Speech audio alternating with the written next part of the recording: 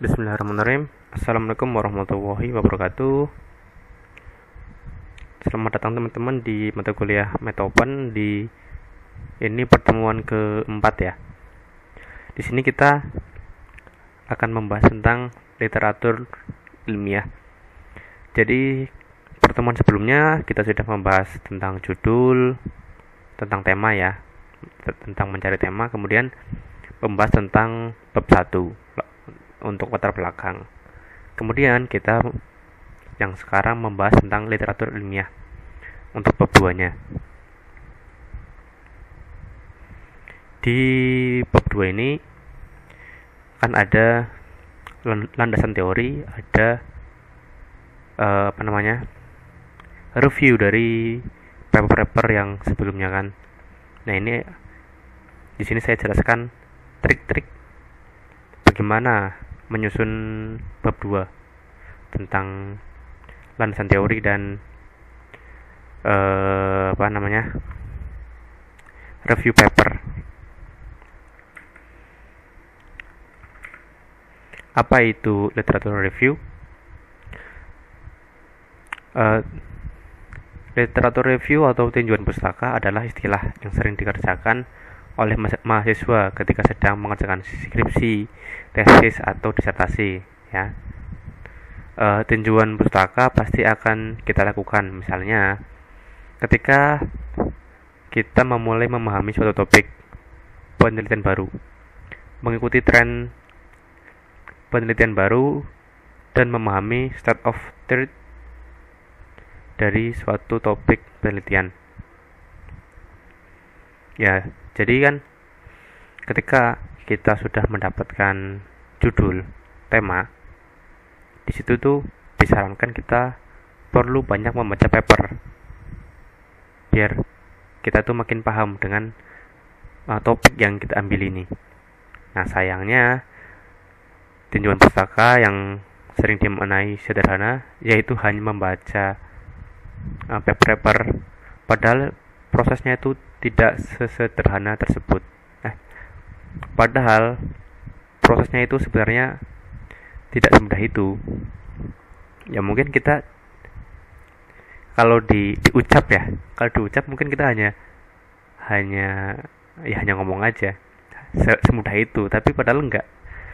Untuk proses review ini cukup sulit karena kita tuh harus mencari paper dulu yang sesuai tema, kemudian dibaca untuk bagaimana isinya.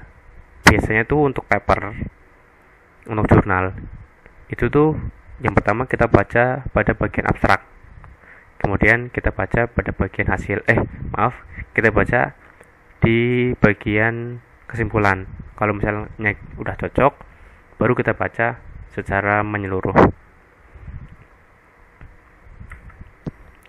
Tinjauan pustaka itu tidak hanya bermakna membaca, tapi lebih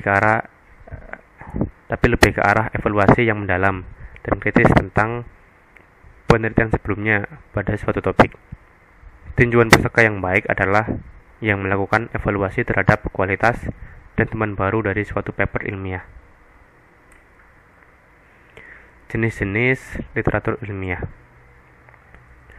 Di sini ada paper dari jurnal, terus ada dari buku, ada dari konferan, kemudian tesis, kemudian ada laporan, kemudian ada buku textbook. Jadi yang kita prioritaskan di sini adalah yang dari paper. Jadi yang kita prioritaskan dalam mencari paper ya, itu yang dari jurnal yang pertama. Apalagi jurnal yang terindeks oleh isi dan Scopus. Nah, teman-teman bisa cek suatu jurnal apakah sudah terindeks, itu bisa di sini http://simagojr.com. Silakan aja dicoba. Kalau mungkin teman-teman masih belum paham apa itu Scopus itu bisa dibilang Scopus itu bisa dibilang pangkalan data pustaka yang mengandung abstrak dan sitiran artikel jurnal akademik. Scopus itu bisa disebut salah satu database atau pusat data citasi yang dimiliki oleh penerbit terkemuka di dunia, yaitu Elsevier. Scopus itu diperkenalkan ke dunia pada tahun 2004. Ya, jadi untuk tingkatannya itu ada Q1, ada Q2, Q3, Q4. Jadi Q1 itu yang paling bagus. Tapi untuk level skripsi sebenarnya nggak masalah mau Scopus mau Sinta. Yang penting yang utama itu kita cari jurnal untuk literatur ilmiah. Oke,